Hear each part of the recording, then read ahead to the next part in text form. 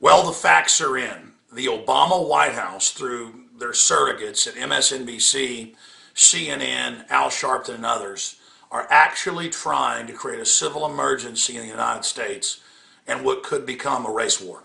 I've been watching this Trayvon Martin thing in the last month and seeing Obama, coming out and saying, looks like my son, and Al Sharpton calling for civil disobedience, and Spike Lee, twittering where somebody's house is, sending out a tweet. The new Black Panther Party saying, send in a 10,000-man group, arrest him. All these threats. Sharpton saying, do you want violence? Thank God the NAACP understands what's happening. The former head of it has come out and said this is going to create more division. It's incredible. Whatever really happened with Trayvon Martin, the system is using this as a giant diversion and distraction. Now, listen, if there is violence, people like Sharpton are responsible, and so is MSNBC.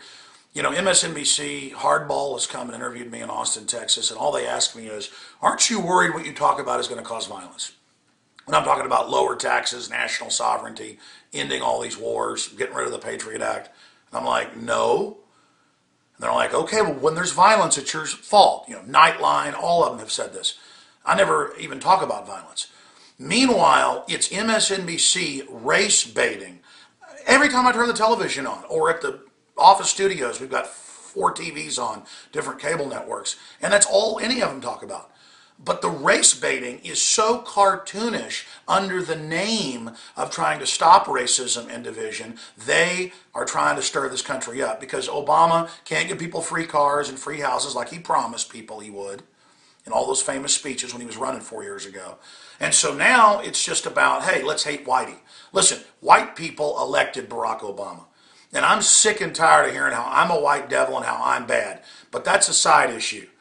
The system, the elite are trying to divide and conquer. They want to play the American people off against each other. It's that simple. And if you go back to Obama, when Odinga, his cousin in Kenya, didn't win the election, we've got those communiques that are public where Obama was telling Odinga, well, just stir up political riots and then they'll give you a spot in the government. And they did. They created a prime ministership for him.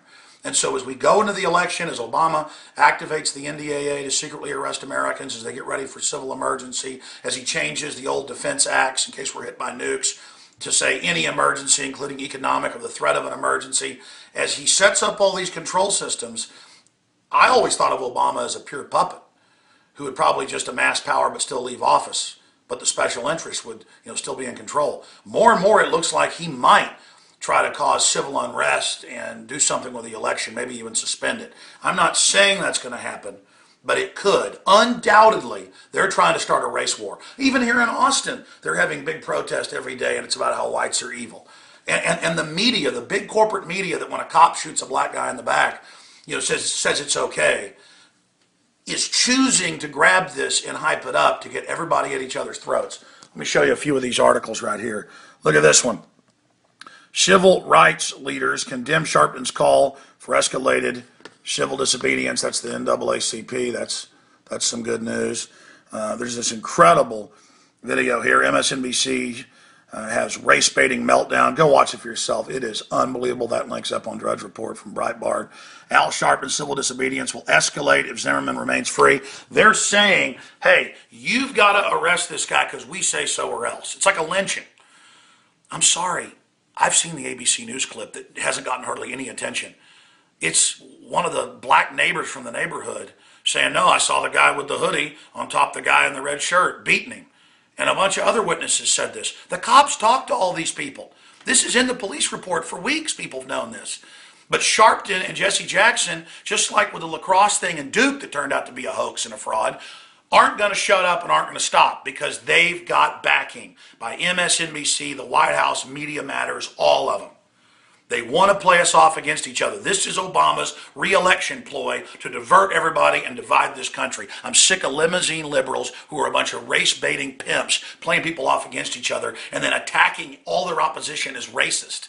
All Drudge did was post a more recent photo of Trayvon, not when he was a little kid, but a more recent one, and Media Matters called him a racist scum liar and said it wasn't Trayvon, when it was Trayvon. They had to admit it later.